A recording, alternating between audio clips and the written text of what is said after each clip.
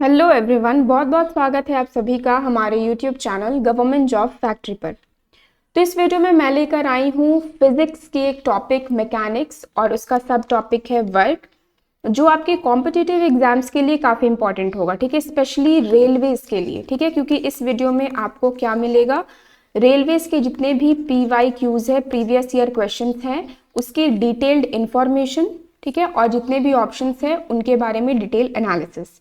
तो आज मैं टॉपिक लेकर आई हूँ वर्क, और इससे रिलेटेड रेलवेज के जो भी 2016 से 2023 तक जितने भी प्रीवियस ईयर क्वेश्चंस हैं वो मैं इसमें डिस्कशन करने वाली हूँ। ठीक है, अब सबसे पहले मैं वर्क को थोड़ा इंट्रोड्यूस कर दूँ कि वर्क है क्या। तो वर्क जैसे फिजिक्स में अगर हम लोग बोलचाल के भाषा में जो वर्क यानी कि क्रिया, वर्ब या कोई काम, ये वर्ड इस्तेमाल करते हैं, लेकिन फिजिक्स में ये थोड़ी डिफरेंट है। ठीक है, फिजिक्स में जो वर्क हम पढ़ते हैं उसकी कंडीशंस थोड़ी अलग है। कंडीशंस ये है कि अगर कोई भी ऑब्जेक्ट है, कोई भी चीज़ है, इस पर अगर हम कोई फोर्स अप्लाई कर रहे हैं और इसी फोर्स के वजह से, ठीक है, इसी फोर्स के वजह से अगर ये ऑब्जेक्ट मूव कर रहा है, यानी कि हिल रहा है या आगे बढ़ रहा है, यानी कि डिस्प्लेस कर रहा है, तो उसे हम कहेंगे वर्क। ठीक है, मतलब वर्क के दो फैक्टर्स हो गए, एक हो गया फोर्स जो हमें उस बॉडी पर अप्लाई करनी है, और दूसरा हो गया डिस्प्लेसमेंट जो फोर्स के वजह से हो रहा है। ठीक है, मतलब फोर्स के वजह से बॉडी अगर मूव कर रहा है या डिस्प्लेस कर रहा है। ओके, तो आपको ये याद रखना होगा, वर्क, फोर्स और डिस्प्लेसमेंट ये दोनों पे डिपेंड करता है। ठीक है, तो वर्क का फॉर्मूला यहाँ से क्या आ जाएगा, work is equals to force into displacement. एक और फॉर्मूला है W is equals to FS cos theta.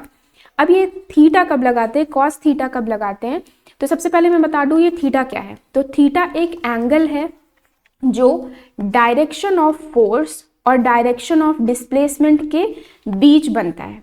ठीक है, मतलब कभी कभी ऐसा होता है कि हम फोर्स इस डायरेक्शन में अप्लाई कर रहे हैं, लेकिन ऑब्जेक्ट इधर मूव ना कर कर किसी और डायरेक्शन में करे, इधर मूव करे या ऊपर मूव करे या बैकवर्ड साइड मूव करे। ठीक है, तो जब ये जो डायरेक्शन ऑफ फोर्स है और ये डायरेक्शन ऑफ डिस्प्लेसमेंट है, इन दोनों के बीच की जो एंगल है उसे हम थीटा कहते हैं। ठीक है, तो जब ऐसी कंडीशन अराइज होगी तो W is equals to FS cos theta formula हम यूज करते हैं। ठीक है, तो चलिए अब मैं PYQs लेकर आती हूँ आपके सामने। Which of the following activities can be said to have work done, मतलब ऑप्शंस में आपको ये बताना है कि कौन सा ऑप्शन में वर्क हो रहा है, वर्क डन है। ठीक है, देख सकते हो आप, ये ग्रुप D 2018 RRB के थ्रू ये क्वेश्चन पूछी गई है। Options है, हर्ष is reading the book, Pinky is walking on a flat road with a book on her hand, Shruti is sitting on the chair और खुशी is pushing the wall of the house but fails to do it। मतलब क्या है, हर्ष जो है वो book read कर रहा है। ठीक है, अब देखो रीड करने में कोई फोर्स अप्लाई तो नहीं हो रही है, अगर मान लो फोर्स अप्लाई हो भी रही है तो क्या कोई मोशन हो रहा है, कोई डिस्प्लेसमेंट हो रहा है, तो नहीं, कोई डिस्प्लेसमेंट नहीं हो रहा है। ठीक है, पिंकी इज वॉकिंग, अब पिंकी जो है वो वॉक कर रही है, चल रही है, on a flat road with a book on her hand. ठीक है, तो एक हाथ में बुक है और उसे लेकर वो चल रही है, यानी कि फोर्स भी अप्लाई हुआ है यहाँ पे और डिस्प्लेसमेंट भी हो रहा है। ठीक है, श्रुति इज सिटिंग, तो वो बैठी हुई है, तो ना ही यहाँ पे कोई फोर्स अप्लाई हुआ और ना ही डिस्प्लेसमेंट है। Khushi is pushing the wall but it fails to do it, अब एक वॉल है उसे खुशी क्या कर रही है, पुश कर रही है। ठीक है, धक्का दे रही है, तो क्या ये हिल पाएगा, बिल्कुल भी नहीं, भले फोर्स यहाँ पे अप्लाई हो रहा है बट डिस्प्लेसमेंट नहीं होगा। तो सही ऑप्शन क्या हुआ, ऑप्शन बी। ठीक है, जहां पे फोर्स भी अप्लाई हो और इसी फोर्स के वजह से अगर कोई डिस्प्लेसमेंट भी हो तो हम कहते हैं कि वर्क इज डन। ठीक है, वर्क डन, तो यहां सही ऑप्शन हो गया ऑप्शन बी। ठीक है, अब अगर मैं ये बोलूं कि वॉक करने में, चलने में कौन सा फोर्स अप्लाई हो रहा है, तो ये फोर्स ड्यू टू ग्रेविटी होगा। ठीक है, याद रखना, अब ये फोर्स ड्यू टू ग्रेविटी होगा। नेक्स्ट क्वेश्चन नंबर 2 है, potter lifts 500 newton up to a distance of 100 metres, work done by the potter. ठीक है, अब देखो यहाँ पे ये कहा जा रहा है कि पॉटर जो है वो लिफ्ट कर रहा है, मतलब अगर ये ऐसे कूली है, ठीक है, ये एक वेट को, एक लगेज को लिफ्ट कर रहा है, ऊपर की तरफ रेज कर रहा है, उठा रहा है। ठीक है, तो वर्क डन कितना होगा, तो अगर मैं ये देखूं कि ये किस डायरेक्शन में मूव कर रहा है, ठीक है, तो W is equals to FS cos theta, ये हमें यहाँ पे अप्लाई करना होगा। ठीक है, F यानी कि फोर्स का वैल्यू क्या है, 500 न्यूटन है, S यानी कि डिस्टेंस है 100, और cos थीटा, थीटा की वैल्यू यहाँ पे 90 डिग्री हो जाएगी। ठीक है, क्यों, क्योंकि इन दोनों के बीच का फोर्स और डिस्प्लेसमेंट, इन दोनों के बीच का जो एंगल है वो 90 डिग्री बन रहा है, ठीक है। तो ये हो जाएगा कॉस 90 डिग्री। अब कॉस 90 की वैल्यू क्या होती है, कॉस 90 की वैल्यू होती है 0, तो 500 इंटू 100 इंटू 0, तो ओवरऑल आंसर जो हो गया वो आ गया हमारा 0, यानी कि ऑप्शन सी जो है वो करेक्ट आंसर है, ठीक है।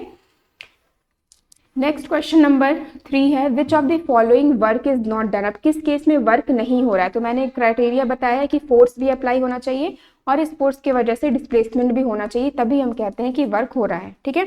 तो अब wind mill raising the water from well, ठीक है, तो विंड मिल है वो वाटर रेज कर रहा है, यानी कि फोर्स भी अप्लाई हुआ, डिस्प्लेसमेंट भी हो रही है। A donkey put a weight on his back, अब एक डोंकी है वो अपने बैक में, ठीक है, अपने पीठ पर एक वेट बस रखा है, ठीक है। तो यहाँ पे फोर्स तो अप्लाई हो रही है लेकिन कोई डिस्प्लेसमेंट नहीं है, तो दिस मीन्स ये वर्क नहीं हुआ, ठीक है, no work is done here. Suman is swimming, तो स्विमिंग कर रही है यानी कि फोर्स भी अप्लाई कर रही है और डिस्प्लेसमेंट भी हो रहा है। A engine is pulling a train, तो इसमें भी फोर्स और डिस्प्लेसमेंट दोनों है, ठीक है। तो इन सारे केसेस में वर्क डन है, बट सेकेंड केस बी में वर्क डन नहीं है, ठीक है। आप देख सकते हो ये ग्रुप डी 2018 में ये क्वेश्चन पूछा गया था। नेक्स्ट क्वेश्चन नंबर 4 है, efficiency of work is known as, ठीक है। एफिशिएंसी का मतलब होता है कि कितना ज्यादा अमाउंट ऑफ वर्क हो रहा है या किस तरह का वर्क हो रहा है, ठीक है। अब आप अच्छे से इस वर्ड को देखो, एफिशिएंसी ऑफ वर्क, इसे हम क्या कहते हैं, ठीक है। तो सही ऑप्शन है यहाँ पे ऑप्शन ए, एनर्जी, ठीक है। देखो ये ग्रुप डी 2018 में पूछी गई है। अब हम कैसे कह सकते हैं कि एनर्जी है एफिशिएंसी ऑफ वर्क, तो देखो मैं ये बता दूं कि एनर्जी, अगर जैसे किसी भी चीज़ में हम एनर्जी अप्लाई करें, सपोज एक फैन है, ठीक है, एक पंखा है, उसमें हमें क्या देना पड़ता है, इलेक्ट्रिसिटी देना पड़ता है, ठीक है। तो इसमें मान लो मैं 100% इलेक्ट्रिकल एनर्जी दे रही हूँ, ठीक है, 100% इलेक्ट्रिक एनर्जी इसे दे रही हूँ, और मुझे क्या चाहिए होगा, मैं ये चाहूँगी कि ये मूव करे, ठीक है, ये ऐसे रोटेट करे और मुझे एयर दे, यानी कि विंड एनर्जी दे, ठीक है, विंड एनर्जी दे। मतलब ये होना चाहिए कि अगर मैं 100% इलेक्ट्रिक एनर्जी दे रही हूँ तो मुझे 100% विंड एनर्जी मिल जाए, ठीक है, पंखे का जो काम है हवा देने का वो दे दे। लेकिन क्या होता है, साथ में इस पंखे से साउंड भी निकलती है, यानी कि कुछ अमाउंट ऑफ साउंड एनर्जी भी आ जा रहा है, ठीक है।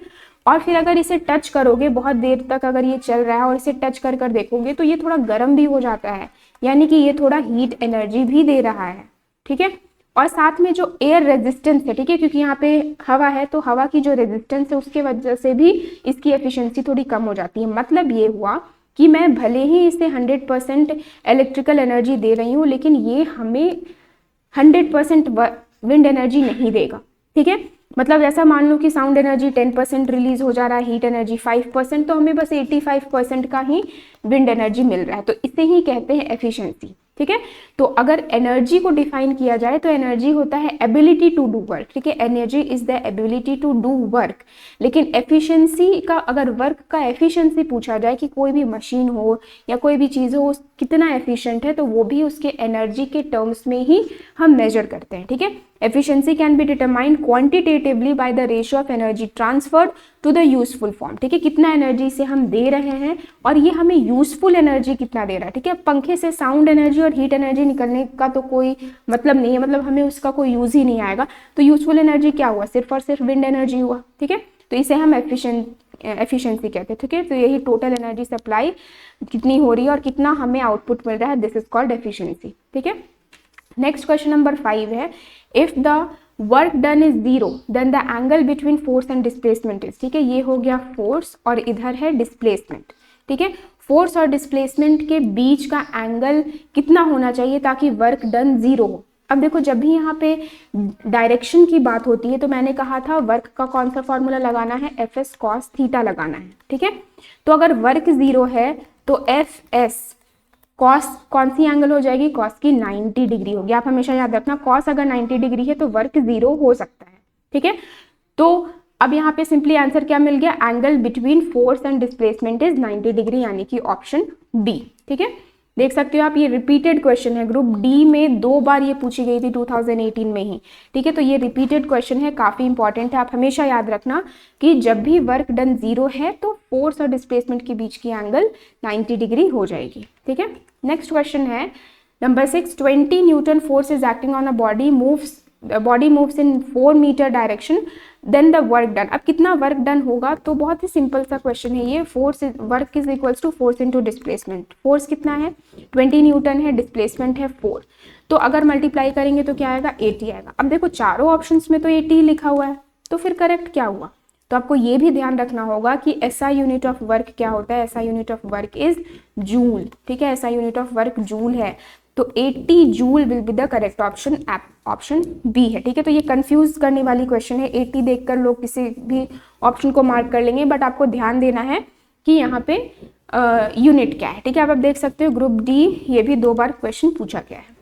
नेक्स्ट क्वेश्चन नंबर 7 है, a worker takes 15 kg object and put the object 1 metre above on his head from the surface of the earth, then work done by the worker, ठीक है। अब देखो क्या क्या गिवन है, मास दिया हुआ है 15 kg, ठीक है, जो डिस्प्लेसमेंट हो रही है या कितने हाइट से उसे रेज किया जा रहा है वो दिया हुआ है 1 मीटर, और एक्सेलरेशन ड्यू टू ग्रेविटी की वैल्यू है 10 मीटर पर सेकेंड स्क्वायर, ठीक है।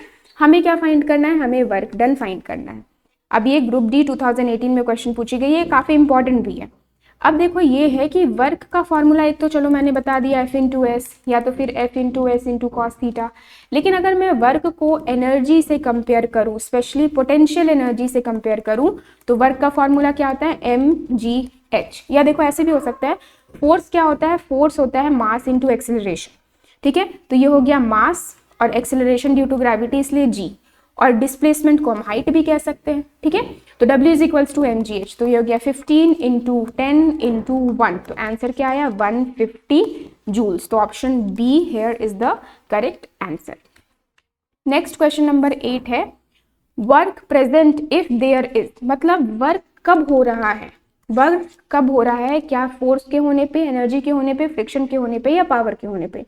सिंपल सा आंसर है यहाँ पे, जैसे मैंने शुरुआत में ही कहा, वर्क के 2 फैक्टर्स हैं, फोर्स एंड डिस्प्लेसमेंट, तो फोर्स और डिस्प्लेसमेंट दोनों हो तब वर्क हो रहा है, और यहाँ पे ऑप्शन में क्या हो जाएगा, ऑप्शन ए, फोर्स के होने से वर्क हो रहा है, ठीक है। ये देखो ग्रुप डी 2018 में ये क्वेश्चन पूछी गई है।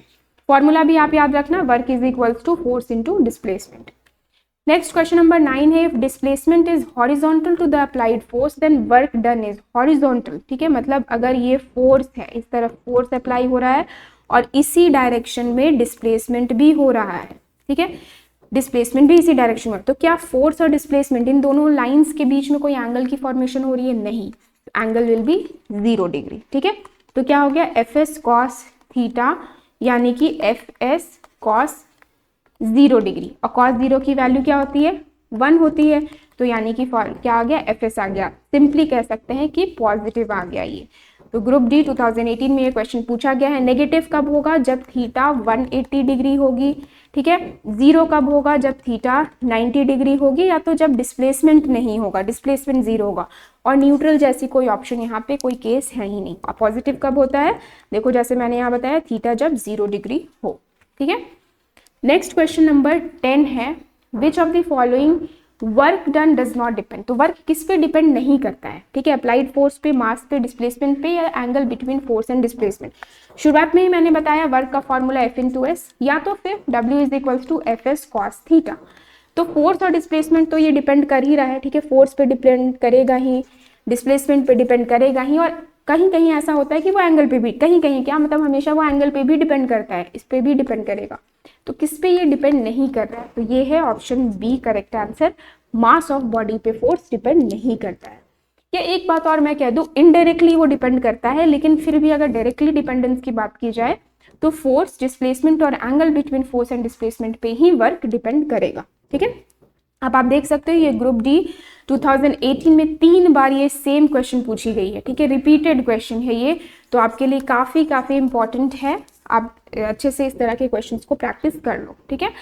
तो आज के लिए बस इतना ही, नेक्स्ट डे फिर से मैं और भी PYQs लेकर आऊँगी, तो बने रहिए हमारे चैनल पे और लाइक कीजिए इस वीडियो को अगर आपको ये पसंद आई, और सब्सक्राइब कीजिए हमारे चैनल गवर्नमेंट जॉब फैक्ट्री को। धन्यवाद।